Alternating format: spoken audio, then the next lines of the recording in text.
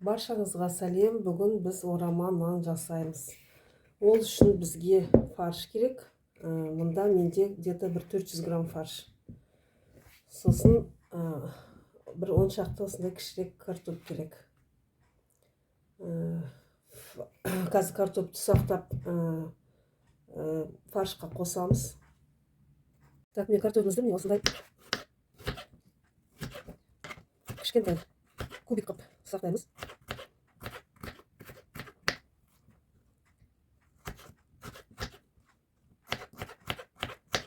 Осындай где-то кубиктар жарайды.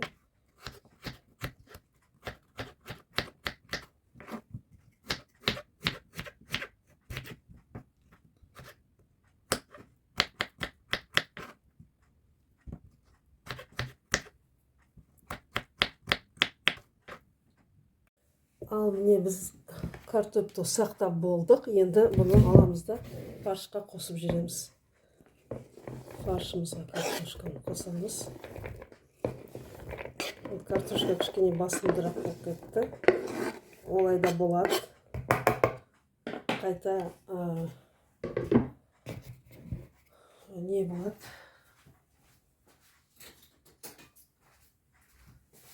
Сытный болады. Қайта картошканың көптігі ешқандай сондай әсер етпейді. Орамамызға осылай араластырып, осыған қазір бір сарымсақты қосамыз. Тоже картоп сияқты сақтаймыз да. Ал пиязымыз міне біздің дайын. Тоже осы массаға қосамыз пиязды. Сосын тұз қосамыз. Кішкене тұз қосамыз. Енді әркім өзінің вкусына қарай қосады ғой. Кімге біреуге тұз көбірек ұнайды, біреуге тұздың аздылығы ұнайды. Пиязды қостық, тұз қостық, міне бұрыш қосамыз. Тоже өз дәмдеріне қарай. Енді осының бәрін жақсылап тұрып араластыру керекпіз. Жақсылап тұрып араластырып, араластырып қоямыз. Бұл араластырып осылай тұрады. Оған дейін біз қамырымызды, тестамызды жазып дайындаймыз. Ал осылай араластырып тұрсын. Так, не біздің қамырымыз дайын, нанымыз дайын. Енді бұған май жағамыз, өсімдік майын жағамыз. Майды не үшін жағамыз? Бұл орағанда піскенде жабысып қалмау үшін. Сол үшін жағып жібереміз осылай кішкене майды. Қамырдың илегенін, қалай илегенін көрсетпедім, өйткені менің қамырым дайын тұрды. Ана кешегі неден қалған, манты істегеннен қалған тестам менің дайын тұрды. Сосын мен көрсете алмай қалдым, қалай илегенімді. Бұған оңға бір жұмыртқа қосамыз. Немесе жұмыртқа болмай қалса, можно не қосуға. Жылқының сорпасы болса, соны қосып жесек, жақсы болып шығады. Бір жұмыртқа, тұз, сосын салқын сумен илейміз нанды. Ал міне осылай біз майымызды жағып болдық. Енді осыған жаңағы дайындаған фарш пен картопты саламыз.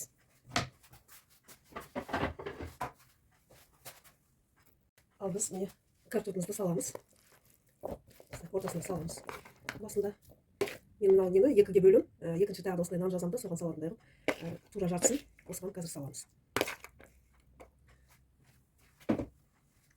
Салып, осылай қамырдың үстінен жайып, бәрін бірге қылып, равномерно жаямыз. Можно по желанию несіне қарай кім ұнатады, сәбіз қосып жіберуге болады арасына. Тоже осылай кішкентай мелко-мелко турап, сақ-сақ турап, осылай сәбізді қосып тоже істеуге болады. Ал бізде қазір картоп пен фарш және пияз. Так, осылай жайып, жақсылап тұрып жаямыз. Біргелкі түсетіндей. Осылай жайып жүреміз да, қазір біз осыны ораймыз. Енді орап бастаймыз. Мына жағынан бастайын. Так, осылай ораймыз.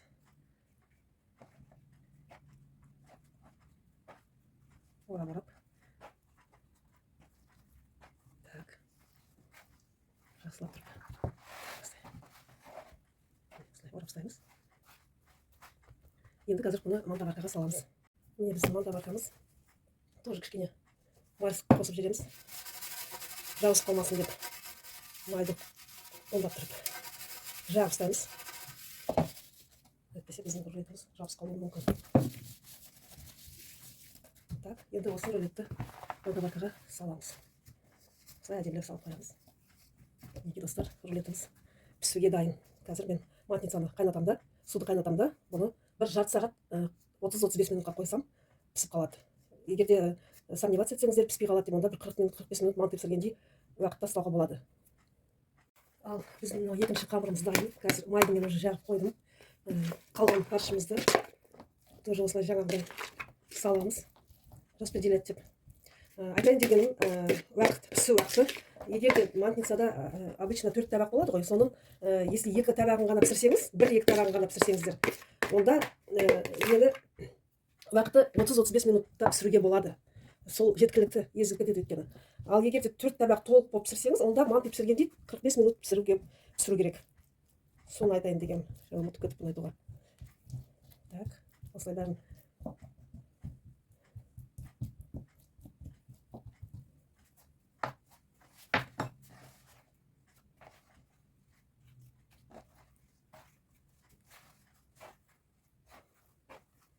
Барлығын жаңағы дәл бірінші неде істегендей осылай жасаймыз. Так.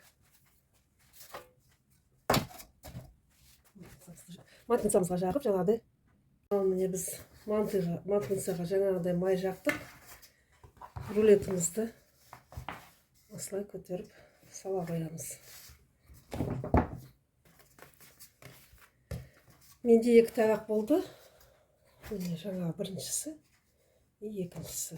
Осыны жарты сағатқа қазір 35 минутқа пісіріп аламыз. Міне біздің орамамыз дайын болды. Ал видео ұнаса лайк басып, каналыма подписаться етуді ұмытпаңыздар. Келесі кездескенше.